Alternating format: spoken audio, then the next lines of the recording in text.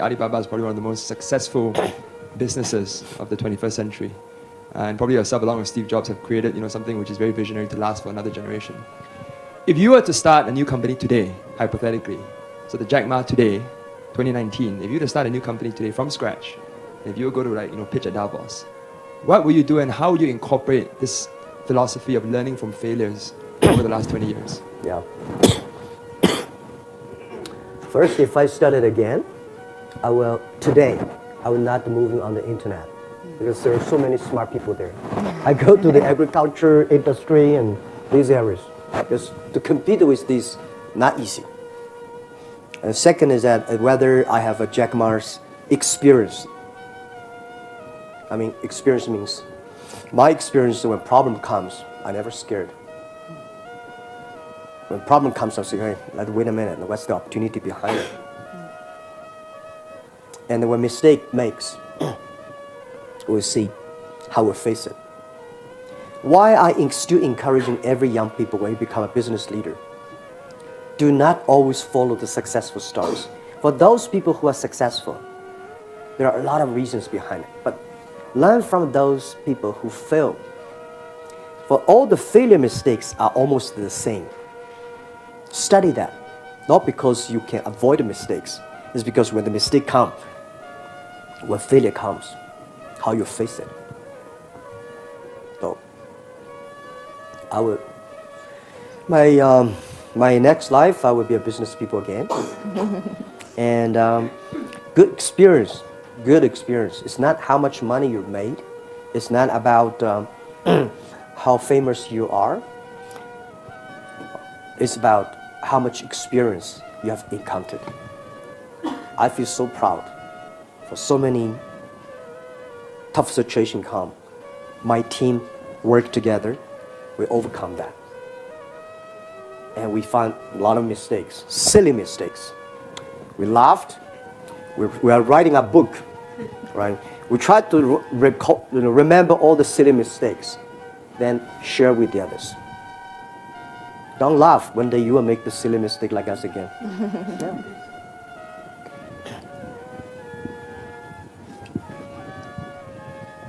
Hello, this is Khulud al-Mansour from Global Shaper from Riyadh, Hub, Saudi Arabia. You've spoken at the very beginning that to change Africa you need entrepreneurs, and I think the same case for the Middle East because we're trying to move from an oil-dependent economy to a more diverse economy. My question is, how would you advise on that, and are there any plans to expand in the Middle East in terms of how you're expanding in other regions? Second question is the level of observation. To what extent do you think the Middle East economy or scenario is actually capable of absorbing a limited exposure of entrepreneurs or entrepreneurial projects? Thank you.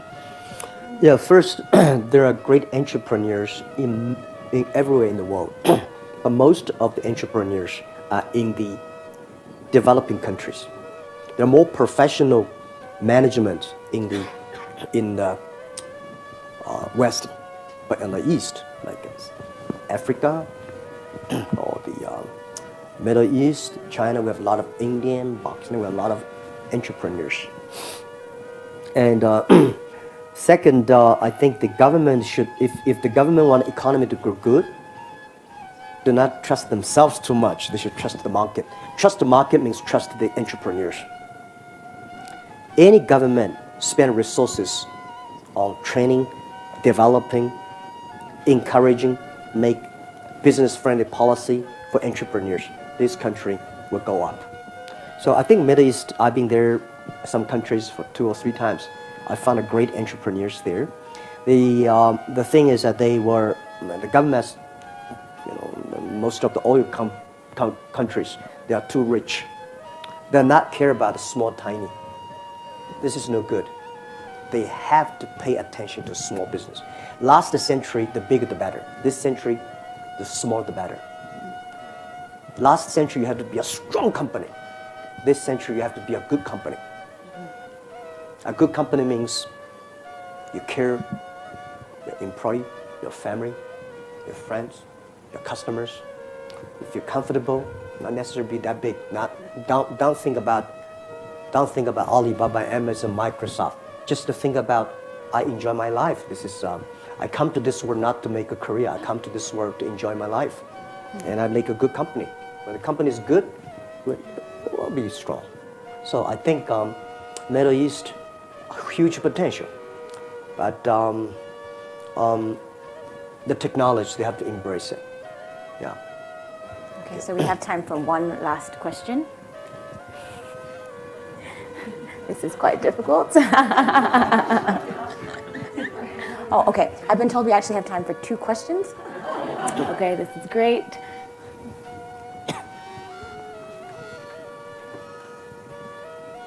Hi Jack, I'm Alessandro Panerai from the Milan Hub, Global Shipper. So my question is, what is your main personal goal and what do you want to learn in the next 5 years from now? My personal goal is that I hope, for business-wise, I hope the internet, we will build a new ecosystem that using technology can enable every young people, every small business, that they can global buy, global sell, global compete, global deliver. And anybody can buy globally, deliver globally, sell globally. It's make the world really global. And my personal is that, one thing, nobody can decide which family you were born, right? But you can decide how you die. I don't want to die in the office. I don't want to die on the hospital. I want to die peacefully on the beaches or somewhere, right? So relax and do things I like, because I've been working really hard before this year, very hard. I will still work very hard, but I will pick up the things I only like. This is because the first 50 years tough work can give me the rights to do something that I really like, not do the things I have to do something that I love to do.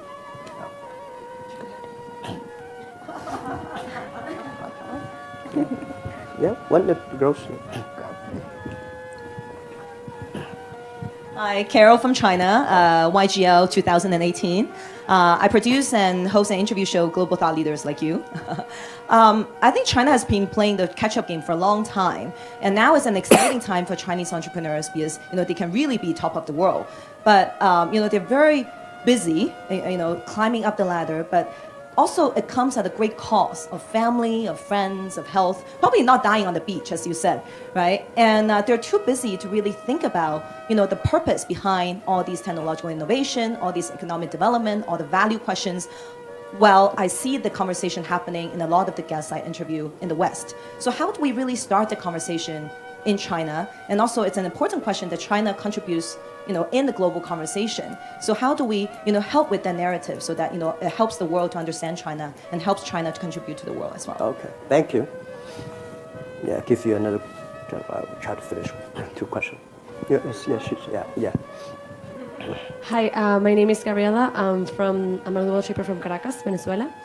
And I wanted to ask you about, if you could share with us a challenge that you have faced and how did you embrace the challenge? Because, all of us, we are living in an age where we have found so many global challenges, and most of us are facing our own domestic challenges. Yeah. And so I would like to know, what do you think that what was your difference among others to overcome those challenges? Thank you. First, about China question. Yes, China is developing very fast. When you want to be the global leader, it's not about your money, it's not about your economic power or military power. It's about your responsibility. It's about the value you bring to the world. We believe he's a leader, not because he has a strong muscle, because he has a wisdom, he has a heart.